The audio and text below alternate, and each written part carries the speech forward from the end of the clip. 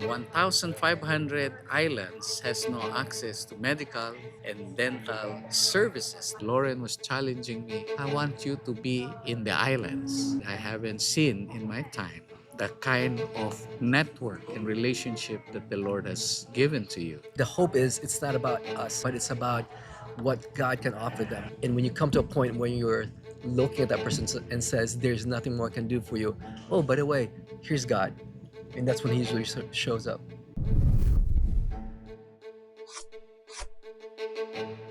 We are so blessed to have these two gentlemen in the podcast today. We have Rayo Loseo from YWAM Ships Philippines, El Presidente, as he likes to call himself, and Dr. Rivera, a lead medical coordinator, also with ships and a good many other things. Tell me a little bit more about YWAM Ships Philippines. YWAM Ships Philippines came to birth because of my desire to see the marginalized fellow Filipino among the isolated communities in our country. Just did not happen just out of the blue, but it takes years of Yeah. me observing what's happening in our country, in particular the quality of life among the marginalized group of people. So if you happen to look at the Philippines, the beauty of the islands of the Philippines, we have 7,641 islands. And out of that 7,000 plus island, 2,000 is inhabited. And 1,500 islands has no access to medical and dental services, the basic primary healthcare services in our nation. This heart for it does not only come from me. I believe it comes from the very source of God's heart, because He's the author of this heart for the compassion. If it's just me, I would not be able to have a heart piece of that depth of love for our fellow Filipino people. Lauren was challenging me, I want you to be in the islands. And in 2021, when the world opened up, even during COVID, had my first outreach in the Philippines, in Oriental Mindoro, in Nauan, but not using our boat.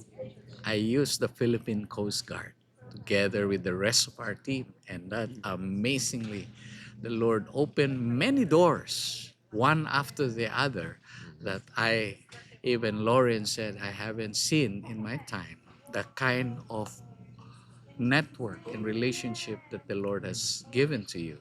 Well, you know, what I have come to appreciate in the time that we've gotten to know each other is the power and priority that you have for relationship. I think that seems to me, at least, to be the secret sauce of your anointing. And I'll go so far as to say the anointing of God in terms of the way you find favor through relationship in most amazing and unexpected ways. I've seen God do many miracles. One is in finances, two in partnership. Majority of our resource and funding is coming from within the Philippines, donated by amazing Filipinos that have a heart for our fellow Filipino. Now, your partnerships extend well beyond just the banking sector. I mean, your partnerships, as I understand it, include Philippine Coast Guard, which you've spoken of in terms of providing ships, as well as what? Security detail and physicians and dentists. I mean, the relationship with the Coast Guard is very rich. Yes, What are some of the other agencies that you're working with? Yeah. Coast Guard. Yeah, you're correct. With Philippine Coast Guard, they're an amazing partner. We have a memorandum of partnership with them. Of course, we have the Armed Forces of the Philippines.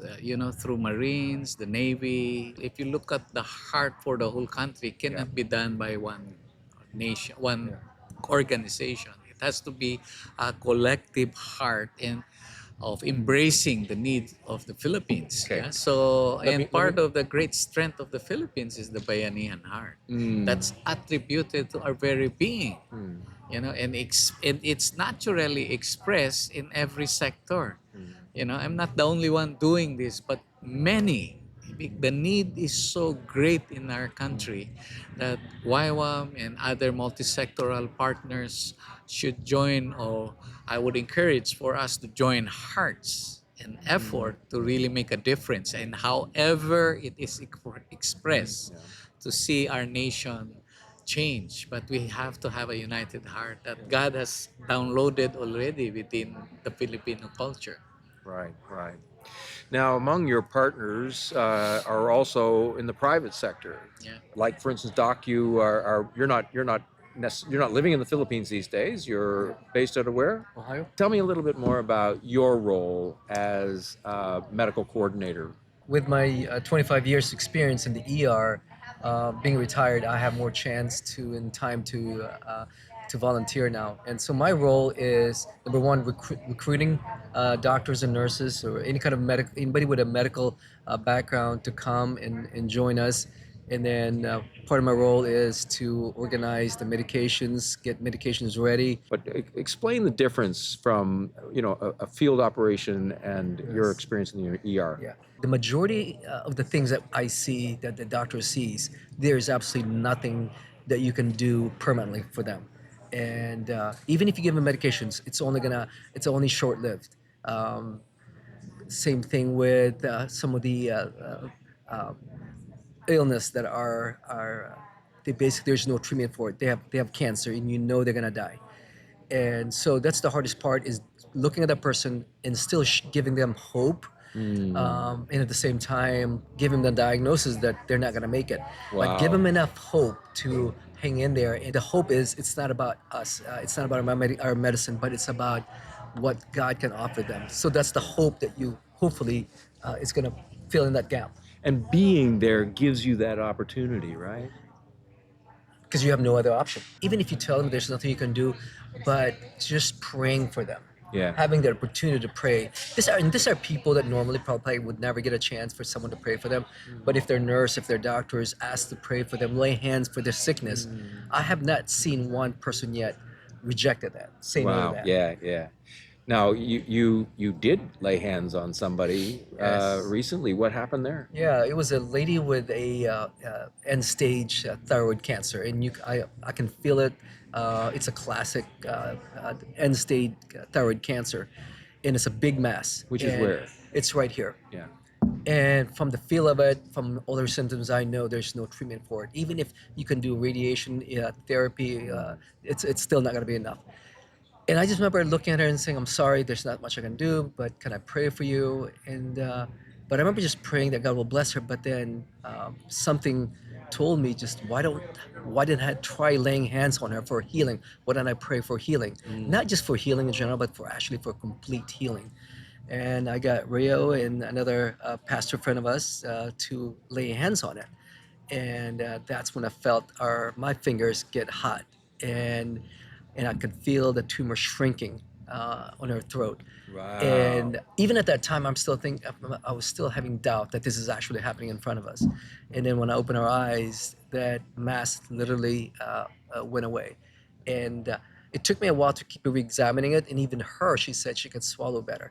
So that's one of those examples where I can only bring so much. Like I can only go so far. Yeah. And when you come to a point when you're looking at that person and says, "There's nothing more I can do for you." Oh, by the way, here's God, and that's when He usually shows up. Far out, man. That's the best. Well, thank you guys for taking some time to share with us your heart. And we're grateful for all that you do through YWAM Ships Philippines and for all that you, Doc, do together with your wife, Gita. We're just blessed to be a part of your family. Yeah, amazing. Thank you. Thank Thank you, you, thank you, Greg. All thank right, all right. God bless. Right. Yeah.